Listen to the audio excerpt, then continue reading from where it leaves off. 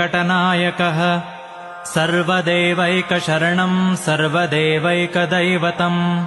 समस्तदेवकवचं सर्वदेवशिखामणिः इतीदं कीर्तितं यस्य विष्णोरमिततेजसः त्रिकाले यः पठेन्नित्यं पापं तस्य न विद्यते राजद्वारे पठेद्घोरे सङ्ग्रामे रिपुसङ्कटे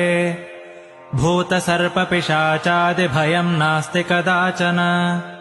अपुत्रो लभते पुत्रान् निर्धनो धनवान् भवेत्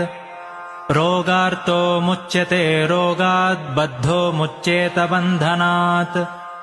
यद्यदिष्टतमं लोके तत्तत् प्राप्नोत्यसंशयः ऐश्वर्यं राजसन्मानं भक्तिमुक्तिफलप्रदम् विष्णोर्लोकैकसोपानं सर्वदुःखैकनाशनम्